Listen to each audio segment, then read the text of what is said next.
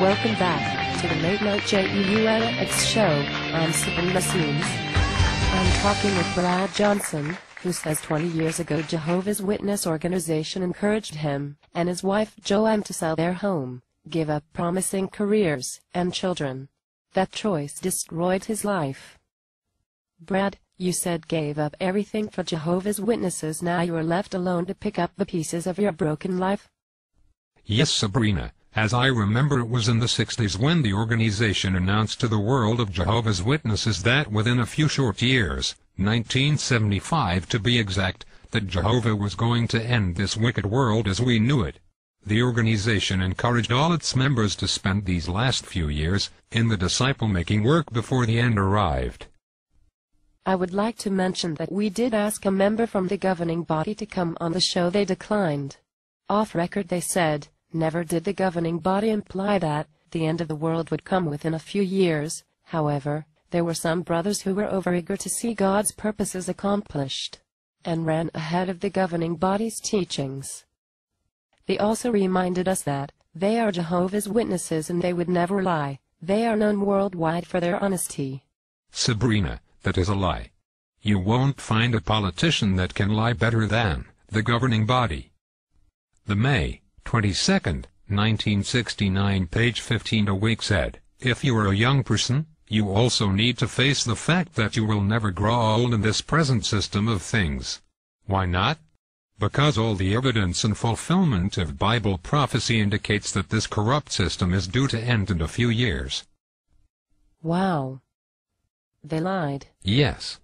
And the October 15th, 1969 Watchtower pages 622 through 623 said, more recently earnest researchers of the Holy Bible have made a recheck of its chronology. According to their calculations, the 6 millenniums of mankind's life on earth would end in the mid-70s. Thus the 7th millennium from man's creation by Jehovah God would begin within less than 10 years. Brad, take us back to the day when you and your wife Joanne decided to sell your home. What happened when the end of the world didn't come in 75? I remember that day as if it only happened yesterday. My wife Joanne came in to discuss our decision in selling our home and giving up our lives. She had some doubts. However, I, being very loyal to the organization, reassured her there was nothing to worry about. We could trust the brothers. I said, they know what they are talking about. You must understand, Sabrina, there was very little information on the organization's history. I had no idea they had made these same predictions many times in the past. Neither did I know of Brother Russell's history with pyramids. Little did any of us know that the 1914 date and all other dates are based off his calculations of the Egyptian pyramids.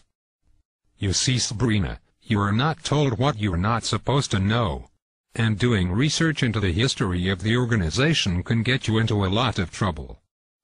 Really? Explain why would doing research into the history cause trouble?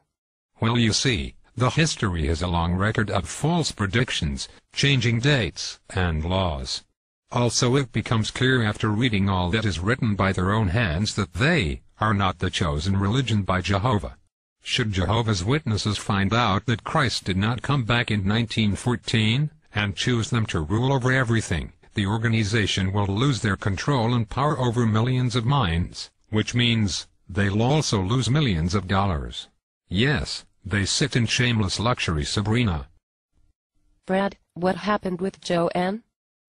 After the failed prediction, we fought hard to pull ourselves up. We went to the governing body requesting some aid. I mean, after all, it was for the organization that we gave up everything. Surely they wouldn't mind helping out. I mean, they had over $1 billion they received from the flock. Did you receive help? No, we received no help from them. The brother encouraged us to apply for public assistance until we could find work. Even a job at McDonald's was a job, he said. He told us to put our trust and faith in Jehovah. After all, the brother said, it was for Jehovah you gave up everything, it was not for us. You should take your concerns to him. And remember to put the kingdom first, he said. I became so angry. I said, it wasn't Jehovah who stole people's homes, savings, and lives. It was the governing body. What happened? He said it was time for me to leave. At that point 4 watchtower lawyers came over flashing their guns at me and then escorted me out of the building. Joanne and I eventually left the organization. Brad, what are you doing now with yourself? Now I go around and help to educate families on the dangers of cults. I have dedicated my life to this cause. I'm afraid we have run out of time. Tomorrow Brad will finish his interview with us. He will tell us what signs to look for if you suspect a family or friend might be involved or getting involved with the cult like the Jehovah's Witnesses. We'll see you then. Thanks for tuning in.